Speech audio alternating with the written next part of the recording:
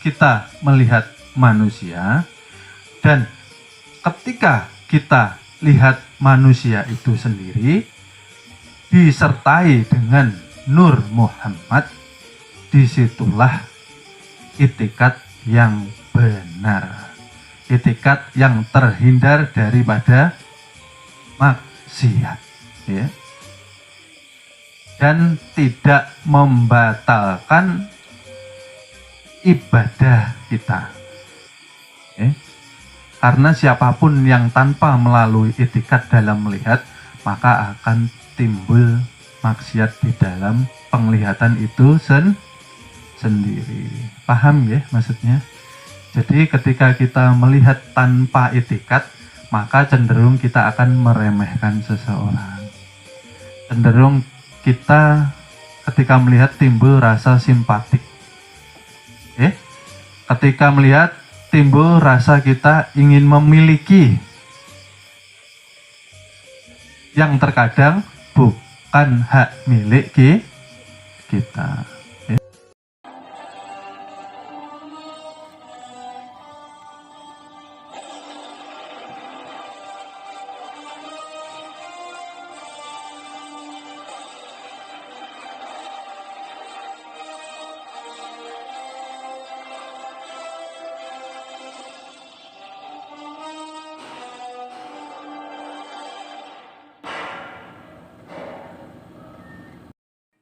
Sholawat itu bukan arahnya ke Mekah. Hakikat sholawat itu mengarahnya ke pribadi insan yang menjadi rahasia Tuhan. Kan seperti itu. Maka jangan salah. Junjungan Nabi besar kita mengajarkan banyak-banyaklah engkau sholawat. Itu loh. Dan kita sholawatnya sudah mengetahui wujud hakikat sholawat itu sendiri. Wujud sholawat ya diri insan ini tadi dan kesohiran seluruh alam semesta. Maka ayo kita sholawat, gitu loh.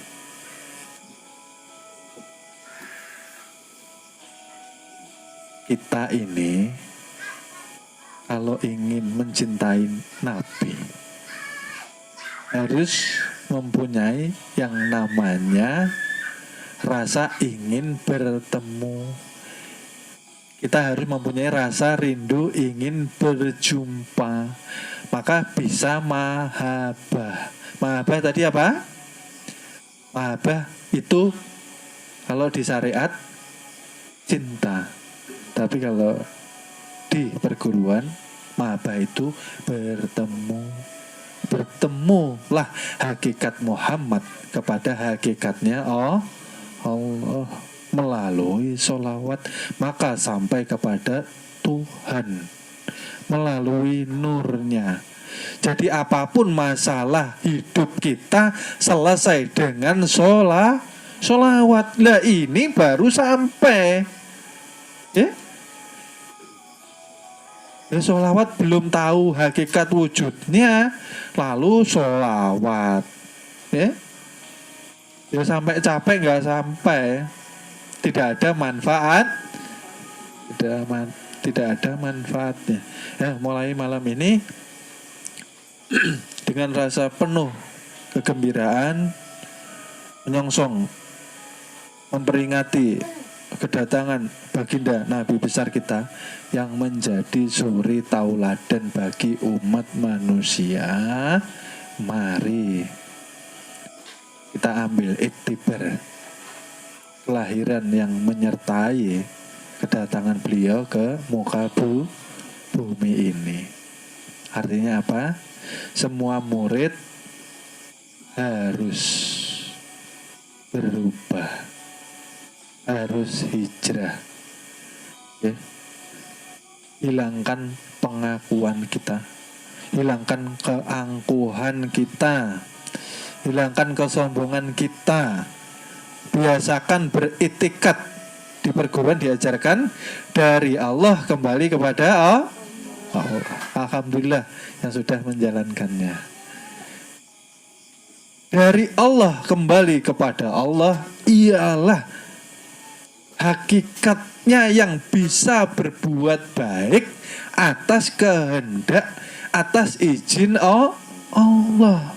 Ya, maka dikatakan ketika engkau bersedekah, sebisa mungkin sedekahmu itu sembunyikan.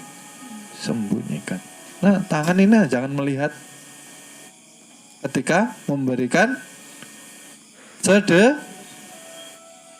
Karena yang memberikan, yang mampu menggerakkan, yang mampu mengadakan ialah Allah. Cinta kepada insan, cinta kepada Muhammad Habibullah, diberikan kesempatan untuk beramaliyah. Jadi siapa yang beramaliyah hakikatnya? Allah, bukan kita. Ya.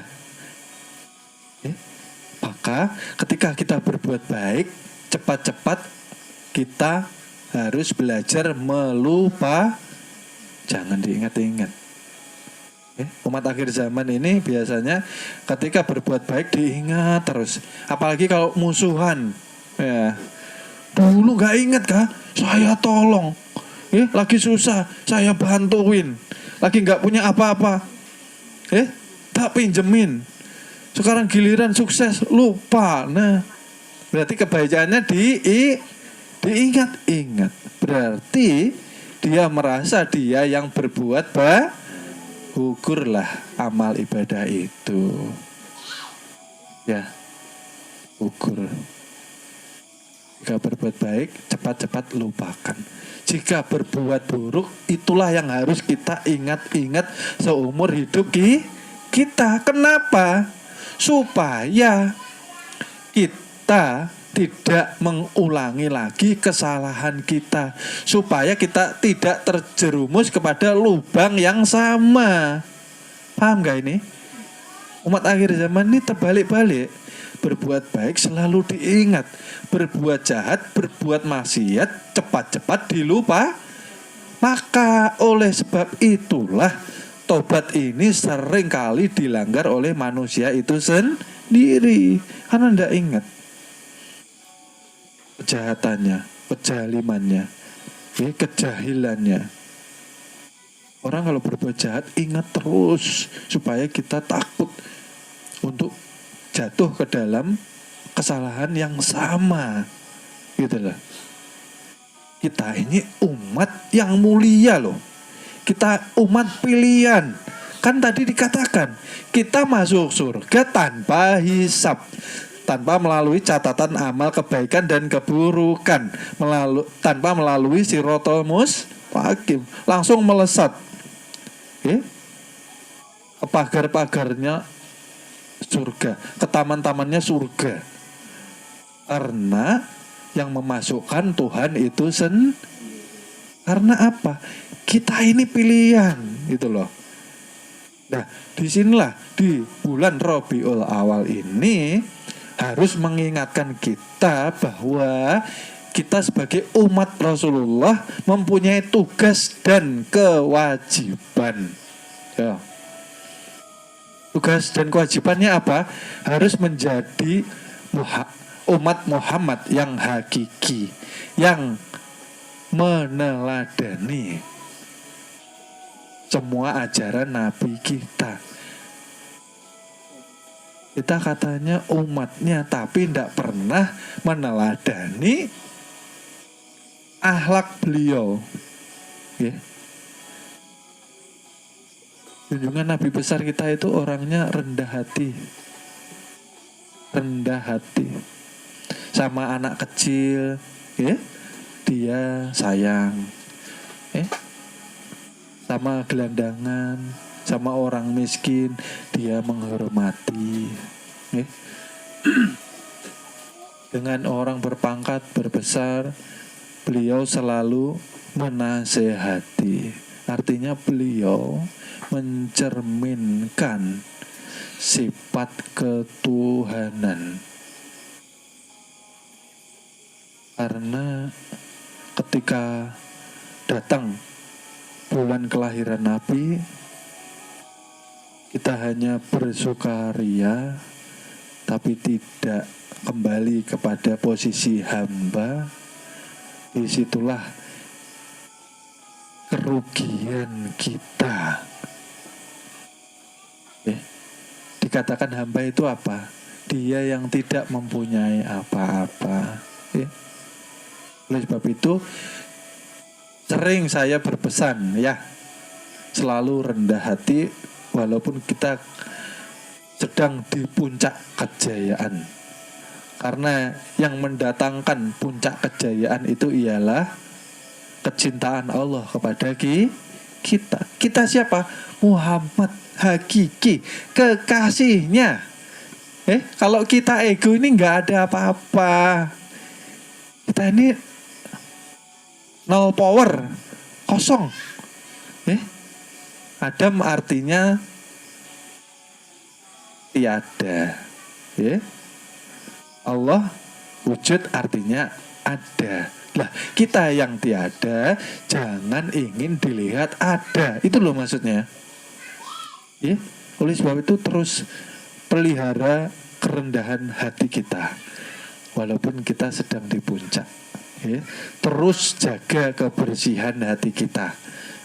Karena Rasulullah selalu mengajarkan keindahan akhlak dengan kebersihan hati kita.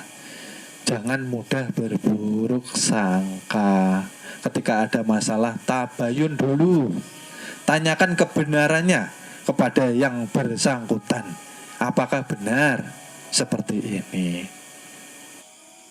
Jangan buru-buru berburuk sangka. Karena buruk sangka itu bumerang bagi yang mengeluarkan dalam diri dan hati serta pikiran manusia itu sendiri. Kita umat pilihan loh. Punya keistimewaan, maka tunjukkan bahwa kita umat junjungan Nabi besar yang bisa menghargai seluruh manusia. Perguruan sudah mengatakan bahwa tujuan kita belajar di perguruan sudah bukan mencari Tuhan, ya. Karena Tuhan jangan dicari, karena sudah nyata kebesaran sifat di dalam diri setiap manusia, ya kah? Sekarang tugas kita memanusiakan manusia itu paling tidak manusiakan dirimu itulah. Hidup di dunia janganlah sampai terlihat engkau berwujud seperti wujudnya hewan. Wujudnya berdasi ke kantor tapi punya ekor panjang, bulunya lebat. Nah, ke kantor berdasi tapi mempunyai seperti sifat keledai. Manusiakan dirimu paling tidak. Lalu manusiakan manusia seluruhnya yang ada di alam semesta dengan menebar rasa welas asih dan kasih sayang. Karena sia-sia, karena percuma orang belajar ilmu agama apapun itu agamanya, akan sia-sia ketika dia tidak bisa mewujudkan pri kemanusiaannya. Karena menunjukkan pri kemanusiaan. Mohon maaf, akan kami lanjut ke episode berikutnya. Terima kasih. Mudah-mudahan kita mendapatkan keberkahan dengan wasilah junjungan Nabi besar Nabi Muhammad Sallallahu Alaihi Wasallam. Mudah-mudahan kita dikumpulkan di surga bersama junjungan Nabi besar kita Nabi Muhammad Sallallahu Alaihi Wasallam. Amin, amin, ya robbal